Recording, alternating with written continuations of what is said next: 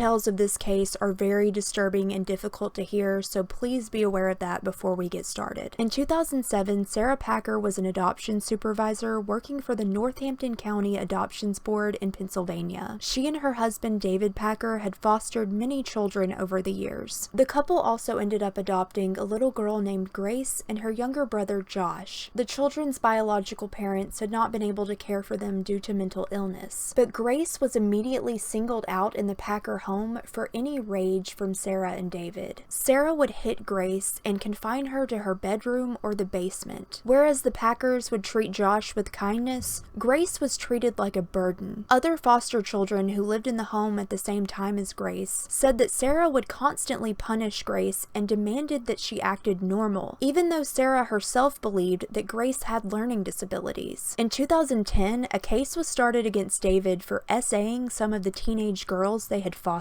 One teen said that David forced her to lose weight and wear revealing clothing, all for his own disgusting pleasures. He also made her sleep in a room directly across from his and would tie her to her bed for long periods of time. These acts went on for years and caused the teen to make attempts on her own life twice, and there was no way Sara wouldn't have noticed what all was going on. This teen was eventually removed from the home, and when they fostered another teen girl, she got a really bad vibe and decided to go through David's phone. And in David's phone, she found tons of images of him essaying other foster children. This teen alerted her extended family and a case was started against David. A year after this, David admitted to also essaying Grace when she was still just a toddler. David was arrested and will permanently be on the offenders registry for his crimes against children. David's arrest also caused Sara to lose her job at the adoption agency and they weren't allowed to foster any more children. But Grace and her younger brother were still allowed to remain in Sara's custody. David went to prison and he and Sara divorced in 2016, at which point Sara began dating a man named Jacob Sullivan. Sara and Jacob would move in together into the basement apartment of a rental home in Horsham, Pennsylvania. They also formed a polyamorous relationship with a woman named Catherine Albright, who was a social worker that described herself as a homoflexible, lesbian, pan, feminist, very liberal, poly advocate on social media. Catherine would also move into this apartment with Jacob and Sara's two adopted children,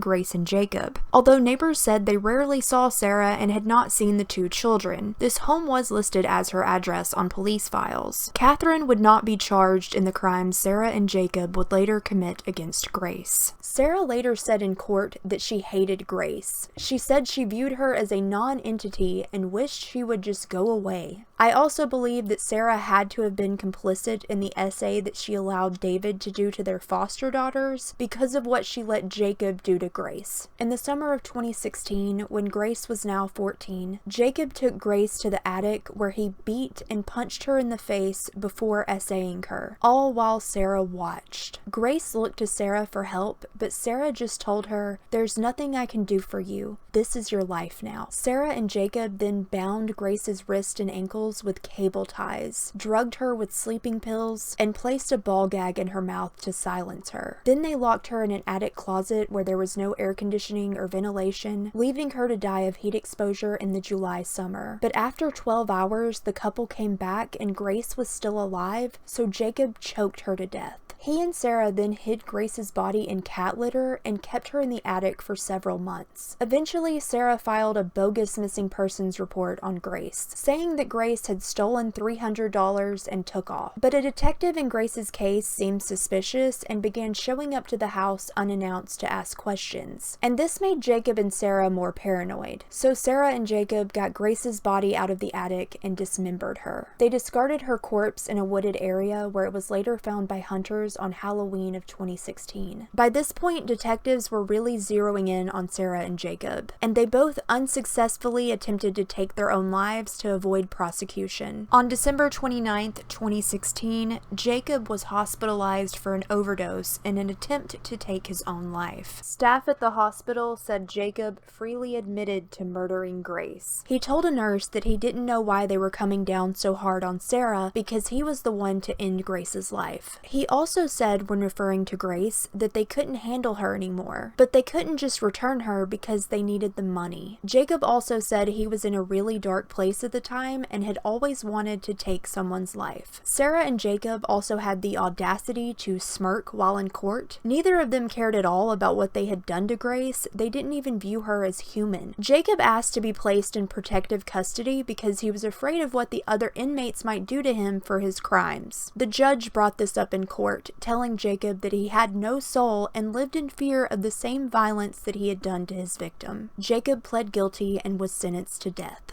In court, Sara said that she wanted Grace to just go away, but that didn't mean she wanted her to die. The couple said they had other plans for Grace, like keeping her captive in the attic so Jacob could essay her anytime he wanted. Sara said she was complicit and encouraged the essay because she was afraid of losing Jacob, and that she just got carried away with the fantasy. Sara also pled guilty for her role in the essay and murder of her own adopted daughter and is now serving life in prison.